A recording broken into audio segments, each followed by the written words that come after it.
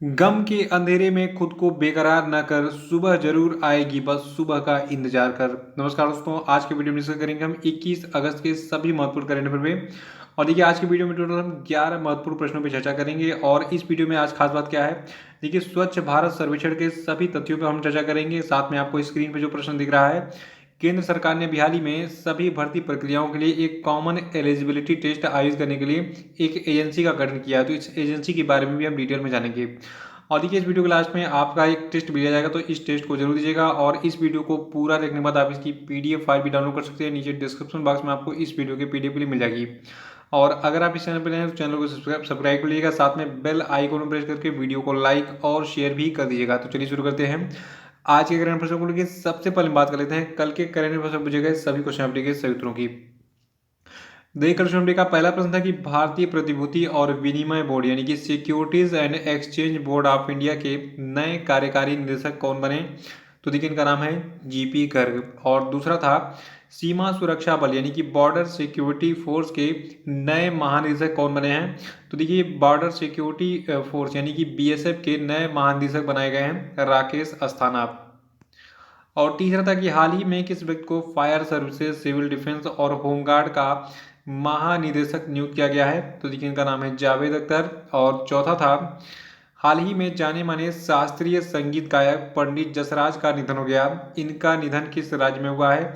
देखिए, इनका निधन हरियाणा में हुआ है। इनका जन्म भी हरियाणा राज्य में ही हुआ था।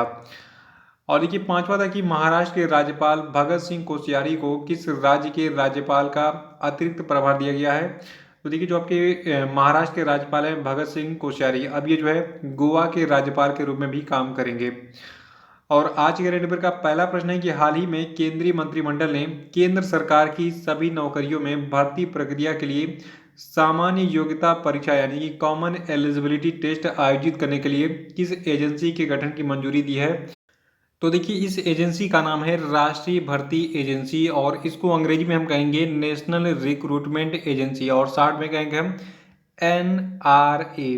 तो नाम याद रखिएगा।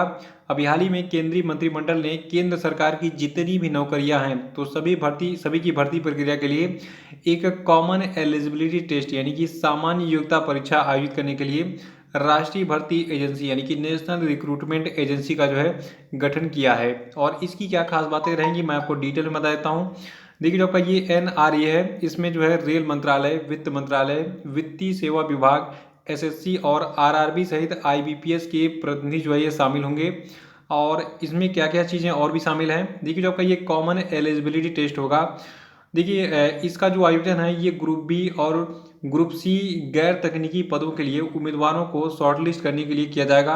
देखिए, जो आपका ये सेट यानी कि कॉमन एलिजिबिलिटी टेस्ट है, तो इसमें उम्मीदवार द्वारा प्राप्त किए गए जो अंक होंगे, तो अंक परिणाम की घोषणा की तारीख से 3 साल की अवधि तक के लिए मान्य होगा।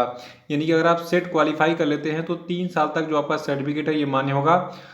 और जो आपका ये सामान्य योग्यता परीक्षा यानी कि कॉमन एलिजिबिलिटी टेस्ट है, तो देखिए, ये जो है ऊपरी आयु सीमा के अद्यतन होगी। और उम्मीदवारों के द्वारा सेट परीक्षा में भाग लेने के लिए अवसरों की जो संख्या होगी इस पर कोई सीमा नहीं होगी। यानी कि जब तक आपकी उम्र है तब तक आप जो है सेट परीक्षा दे सकते हैं और 3 साल का एक सर्टिफिकेट प्राप्त कर सकते हैं।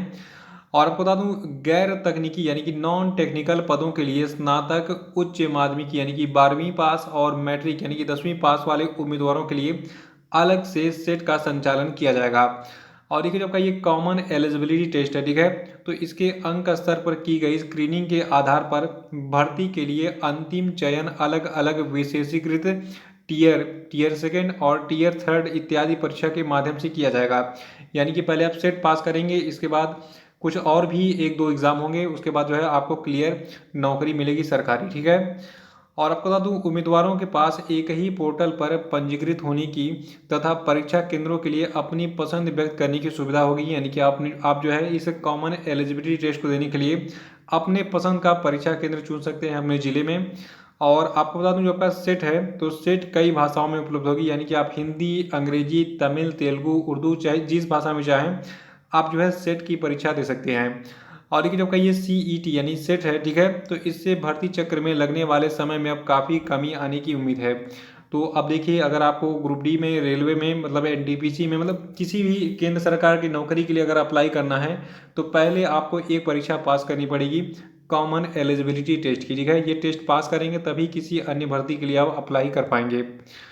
और दूसरा प्रश्न है कि स्वच्छ सर्वेक्षण 2020 के अनुसार निम्नलिखित में से सबसे साफ शहर कौन सा है। तो देखिए, जो आपका स्वच्छ सर्वेक्षण 2020 रहा, इसमें इंदौर जो है ये भारत का सबसे साफ शहर रहा। देखिए, स्वच्छ सर्वेक्षण 2020 के अनुसार मध्य प्रदेश का इंदौर शहर देश भर में लगातार चौथी बार सबसे साफ शहर घोषित किया गया। और आपको बता दूं, देश के सबसे साफ शहरों की लिस्ट में इंदौर के बाद फिर दूसरे नंबर पर आपका गुजरात का सूरत, और तीसरे नंबर पर जो है महाराष्ट्र का नवी मुंबई रहा। तो पहले, दूसरे और तीसरे नंबर पर कौन कौन है। पहले नंबर पर इंदौर रहा, ये भारत का सबसे साफ शहर है। दूसरे नंबर पर इसमें कौन रहा, दूसरे नंबर पर इसमें रहा गुजरात का सूरत, और तीसरे नंबर पर महाराष्ट्र का नवी मुंबई शहर रहा। तो इन तीनों का नाम आपको याद होना चाहिए। और जो आपका ये स्वच्छ भारत सर्वेक्षण 2020 था, तो यहाँ से जितने भी प्रश्न बन सकते हैं उनसे जुड़े सब सारे फैक्ट मैं आपको डिटेल में बता देता हूँ, उसको नोट करते रहिएगा। देखिए, आप बता दूं, 100 से ज़्यादा शहरों वाले राज्यों में सबसे साफ राज्य जो है छत्तीसगढ़ को घोषित किया गया। और 100 से कम शहरों वाले राज्यों में सबसे साफ राज्य जो है ये झारखंड को घोषित किया। देखिए, पहले अपने शहरों की बात की थी, भारत का सबसे साफ शहर कौन था, इंदौर। और यहाँ पे हम राज्यों की बात कर रहे हैं, यहाँ पे कंफ्यूज नहीं होना है। हमने क्या कहा, 100 से ज़्यादा शहरों वाले राज्यों में सबसे साफ राज्य कौन सा रहा, छत्तीसगढ़। और 100 से कम शहरों वाले राज्यों में सबसे साफ राज्य रहा झारखंड। भारत के सबसे साफ कैंटोनमेंट एरिया के तौर पर जो आपका जालंधर कैंट है, इसने बाजी मारी। यानी कि वर्तमान में जो आपका ये स्वच्छ भारत सर्वेक्षण 2020 हुआ है, इसमें पता चला है कि भारत का सबसे साफ कैंटोनमेंट एरिया कौन सा है, भारत का जालंधर कैंट है। देखिए, वाराणसी यानी कि जो आपका बनारस है, तो वाराणसी को बेस्ट गंगा टाउन का खिताब दिया गया। और देखिए, इस सूची में यानी कि इस बेस्ट गंगा टाउन की सूची में पहले नंबर पर तो आपका बनारस ही रहा, और इसके बाद फिर कानपुर, मुंगेर, प्रयागराज और हरिद्वार है। देखिए, यहाँ पे जितने भी शहरों के मैंने नाम लिए हैं, कानपुर, मुंगेर, प्रयागराज और हरिद्वार, ये सब जो है गंगा के किनारे स्थित टाउन यानी कि कस्बे हैं। ठीक है, और देखिए, छोटे शहरों की श्रेणी में जो आपका बिहार का गया है सबसे गंदा शहर रहा, और बड़े शहरों की सूची में जो आपका पटना है ये सबसे गंदा शहर रहा। तो अभी गंदे शहर के बारे में डिटेल में जानेंगे। और देखिए, आपको बता दूं, दुनिया के इस सबसे बड़े स्वच्छता सर्वेक्षण में कुल 4242 शहरों, 62 छावनी बोर्डों और 92 गंगा के समीप बसे कस्बों की रैंकिंग जारी की गई थी। और ये सारी रैंकिंग मैंने बता दी है कि टॉप पर कौन रहा। आप देखते हैं थोड़ा सा सबसे निचले पोजीशन में कौन कौन से शहर हैं, यानी कि भारत के सबसे गंदे शहर कौन से रहे। देखिए, गंदे शहरों की भी दो कैटेगरी बनाई गई है। देखिए, भारत के सबसे गंदे शहर जो कि 10 लाख से ज़्यादा आबादी वाले हैं, इसमें जो आपकी बिहार की राजधानी पटना है ये नंबर 1 पे रही, और ये काफ़ी चर्चा का विषय बन गया है।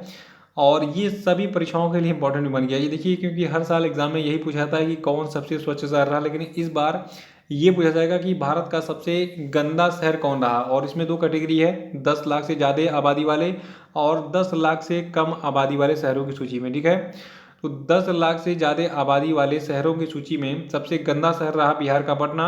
और इसके बाद फिर जो आपका पूर्वी दिल्ली है, ठीक है, तो पूर्वी दिल्ली दूसरे नंबर पर रहा। चेन्नई जो है तमिलनाडु का, ये तीसरे स्थान पर रहा। राजस्थान का कोटा चौथे स्थान पर। दिल्ली जो आपका उत्तरी दिल्ली है, ठीक है, ये 5वें स्थान पर। और 10 लाख से ज़्यादा आबादी वाले सबसे गंदे शहरों की सूची में तमिलनाडु का मदुरई 6ठे स्थान पर, उत्तर प्रदेश का मेरठ 7वें, तमिलनाडु का कोयम्बटूर 8वें और पंजाब का अमृतसर 9वें स्थान पर रहा। तो ये रैंकिंग आप याद कर लीजिएगा। आप जिस राज्य से हैं अपने राज्य के जो है शहर की रैंकिंग जरूर याद रखिएगा। और देखिए, हम बात करें अगर 10 लाख से कम आबादी वाले सबसे गंदे शहरों की, तो देखिए इसमें इस लिस्ट में बिहार का गया पहले स्थान पर, और बिहार का बक्सर दूसरे, पंजाब का अबोहर तीसरे, और बिहार का भागलपुर चौथे, बिहार का परसा बाजार 5वें, और मेघालय का शिलांग 6ठें, अरुणाचल प्रदेश का ईटानगर 7वें, नागालैंड का दीमापुर एमसी 8वें, और बिहार का बिहार शरीफ 9वें, और बिहार का सहरसा 10वें स्थान पर रहा। तो इस पेज का स्क्रीनशॉट लीजिए, इसको आराम से नोट कर लीजिएगा।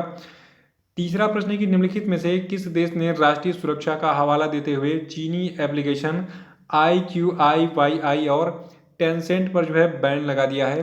तो देखिए, इन दोनों एप्लीकेशन पर बैन लगाया है ताइवान ने। देखिए, ताइवान जो ये चीन का पड़ोसी देश है, चीन का पड़ोसी देश तो है, लेकिन इसकी स्थलीय सीमाएं नहीं बल्कि समुद्री सीमाएं ताइवान के साथ लगती हैं। और एक खास बात और है, देखिए चीन ये कहता है कि ताइवान हमारे चीन का हिस्सा है, तो इस पर अपना अधिकार भी जताता है। देखिए जो आपका ताइवान देश है, तो इसने जो है चीनी स्ट्रीमिंग प्लेटफॉर्म IQIYI और टेंसेंट के संचालन पर पूरी तरीके से रोक लगा दिया है। और ताइवान देश की बात करें तो देखिए यहाँ की कैपिटल है ताइपेई और पॉपुलेशन है 2.38 करोड़। करेंसी है न्यू ताइवान डॉलर और प्रेसिडेंट यहाँ के हैं शाई इंग वेन। चौथा प्रश्न है कि हाल ही में किस राज्य सरकार ने सभी सेवारत और सेवानिवृत्त सैनिकों को ग्राम पंचायत प्रॉपर्टी टैक्स से छूट देने का फैसला किया है? तो देखिए ये राज्य सरकार आपकी है महाराष्ट्र की। महाराष्ट्र की राज्य सरकार ने हाल ही में जितने भी सेवारत और सेवानिवृत्त सैनिक हैं, यानी कि सोल्जर्स हैं इंडिया के, लिखा है उनको ग्राम पंचायत प्रॉपर्टी टैक्स से छूट देने का फैसला किया है।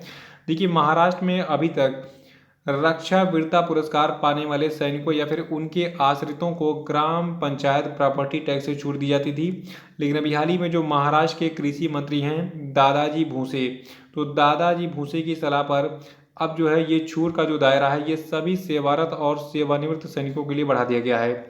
और देखिए महाराष्ट्र के बारे में तो हम जान लेते हैं आउटलाइन। देखिए महाराष्ट्र के जो गवर्नर, इनका नाम है भगत सिंह कोश्यारी, मुख्यमंत्री हैं उद्धव ठाकरे और महाराष्ट्र की कैपिटल मुंबई है। पांचवा प्रश्न है कि हाल ही में किस IIT संस्था ने राष्ट्रीय शिक्षा नीति 2020 के प्रस्तावों को अपनाते हुए अपने परिसर में शास्त्रीय एवं लोक कला अकादमी की शुरुआत की है? तो देखिए आपको बता दूं ये IIT संस्था आपका है IIT खड़गपुर। देखिए आपको बता दूं इसी के साथ जो आपका ये IIT खड़गपुर है ये शास्त्रीय और लोक कला अकादमी शुरू करने वाला भारत का पहला IIT संस्थान बन गया है। देखिए भारतीय प्रौद्योगिकी संस्थान में, यानी कि जो आपका ये IIT खड़गपुर है, ठीक है, इसी की हम बात कर रहे हैं, तो IIT खड़गपुर में इस तरह की अकादमी को शुरू करने का उद्देश्य जो आपका IIT खड़गपुर है, तो यहाँ के छात्र छात्राओं की रचनात्मक प्रतिभा को बढ़ावा देना है। तो डिटेल्स याद रखिएगा, दिमाग में बनाए रखिएगा कि जो आपका IIT खड़गपुर है ये राष्ट्रीय शिक्षा नीति 2020 के प्रस्तावों को अपनाते हुए अपने परिसर में शास्त्रीय एवं लोक कला अकादमी शुरू करने वाला भारत का पहला IIT संस्थान बन गया है। छठा प्रश्न है कि ड्रीम 11 ने कितने करोड़ रुपए में IPL 2020 सीजन के लिए स्पॉन्सरशिप राइट्स खरीदे हैं? तो देखिए कल मैंने इस न्यूज़ को बताया था लेकिन ये अमाउंट नहीं बताया था, तो आज इसको अपडेट कर लीजिएगा। देखिए जो आपका ड्रीम 11 एप्लीकेशन है, ठीक है, तो इसने अभी हाल ही में कुल 222 करोड़ रुपए में जो है IPL 2020 सीजन के लिए अपनी स्पॉन्सरशिप राइट खरीदी है। देखिए ड्रीम 11 ने चीनी कंपनी वीवो की जगह लगभग 4.5 महीने के लिए टाइटल प्रायोजन का अधिकार, यानी कि स्पॉन्सरशिप राइट जो है इसको खरीद लिया है। और देखिए आपको बता दूं ये जो कॉन्ट्रैक्ट है किसका, ड्रीम 11 का IPL के लिए, ठीक है, तो ये कॉन्ट्रैक्ट 18 अगस्त से 31 दिसंबर 2020 तक के लिए किया गया है। और देखिए जो आपका इस बार का IPL है इसका आयोजन 19 सितंबर से 10 नवंबर तक संयुक्त अरब अमीरात में किया जाएगा। तो ये सारे इंपॉर्टेंट फैक्ट हैं, एक एक लाइन इंपॉर्टेंट है, सारे नोट कर लीजिएगा। और सातवां प्रश्न है हाल ही में गूगल ने भारत में रोजगार आवेदन हेतु निम्नलिखित में से किस एप्लीकेशन को लॉन्च किया है? तो देखिए गूगल ने हाल ही में भारत में रोजगार आवेदन के लिए एक एप्लीकेशन लॉन्च किया जिसका नाम है कोरमो जॉब्स ऐप। देखिए आप बता दूं जो गूगल का ये एप्लीकेशन है कोरमो, ठीक है, तो इस कोरमो ऐप के जरिए देश भर में जितने भी खाली पद हैं, ठीक है, यानी जितनी वैकेंसीज हैं उनको तलाशने में जो बेरोजगार लोग हैं उनको मदद मिलेगी। और इस ऐप से नौकरी तलाश करने वाले जितने भी लोग हैं उनको मदद मिलेगी ही, साथ में भारत में अपनी पसंद की नौकरियां तलाश कर सकेंगे वो सभी बेरोजगार लोग, ठीक है, और ऊपर आवेदन भी कर सकेंगे और नौकरी पाने में उनको सहायता मिलेगी इस कोरमो जॉब ऐप के माध्यम से। तो दिमाग में बनाए रखिएगा कि गूगल ने भारत में रोजगार आवेदन हेतु कोरमो जॉब्स ऐप को लॉन्च किया है हाल ही में। आठवां प्रश्न है कि जापान की डबल ओलंपिक विजेता आयका ताकाहाशी ने हाल ही में किस खेल से संन्यास ले लिया है? तो देखिए जो आपकी जापान की डबल ओलंपिक विजेता है, यानी कि 2 बार ओलंपिक पदक जीतने वाली जो आपकी आयका ताकाहाशी हैं, इन्होंने भी हाल ही में बैडमिंटन से संन्यास ले लिया है। यानी कि जो आपकी आयका ताकाहाशी हैं ये जो है बैडमिंटन की प्लेयर थी। और नवा प्रश्न है कि एशियाई विकास बैंक यानी कि एशियन डेवलपमेंट बैंक ने दिल्ली गाजियाबाद मेरठ रैपिड रेल के लिए कितने करोड़ रुपए फाइनेंस करने की मंजूरी दे दी है? तो देखिए जो आपका एशियाई विकास बैंक है इसने भी हाल ही में दिल्ली गाजियाबाद मेरठ रैपिड रेल के लिए कुल 7500 करोड़ रुपए के जो है फाइनेंस करने की मंजूरी दी है।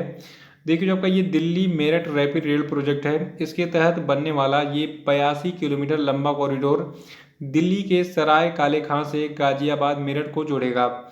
और जो आपका एशियन डेवलपमेंट बैंक है इसके बारे में जान लीजिए। देखिए जो आपका एशियन डेवलपमेंट बैंक है इसका मुख्यालय है मांडुलियांग फिलीपींस में।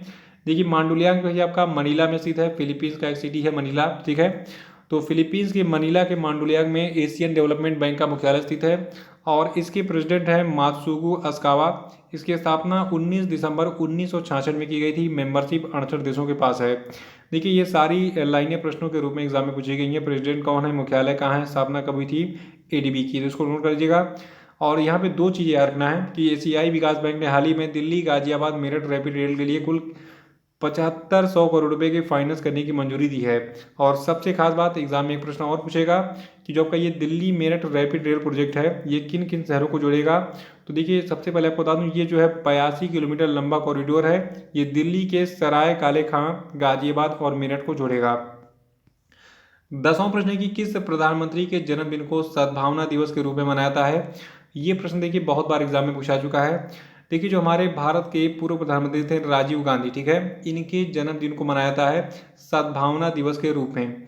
और राजीव गांधी के बारे में हम डिटेल में जानेंगे, लेकिन इससे पहले थोड़ा सा और फैक्ट जान लेते हैं। देखिए पूरे देश में 20 अगस्त को राजीव गांधी की जयंती को सद्भावना दिवस या फिर सद्भावना डे के रूप में।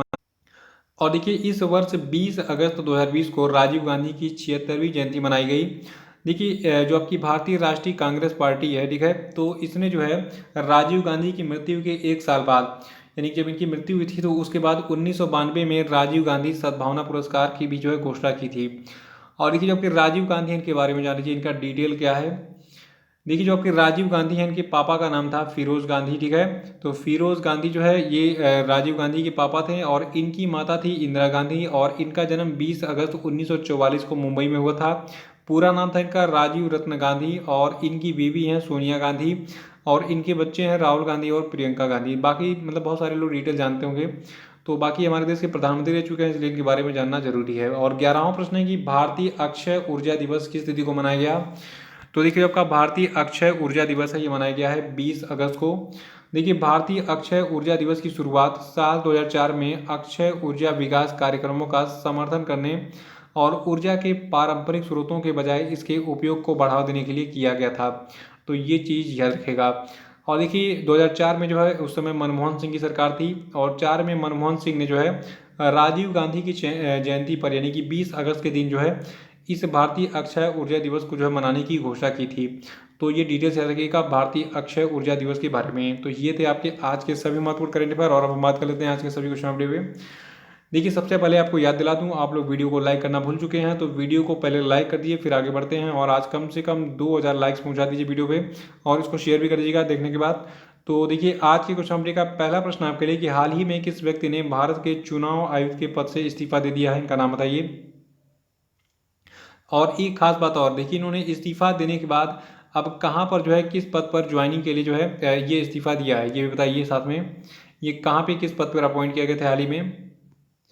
दूसरा प्रश्न है कि हाल ही में किस गेमिंग स्टार्टअप ने इंडियन प्रीमियर लीग यानी कि आईपीएल 2020 सीजन के टाइटल स्पॉन्सरशिप राइट हासिल किए, आंसर बताइए।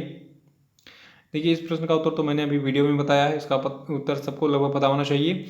तीसरा प्रश्न है कि किस व्यक्ति को sport eyewear brand Oakley ने अपना ब्रांड एम्बेसडर बनाया है, नाम बताइए इनका।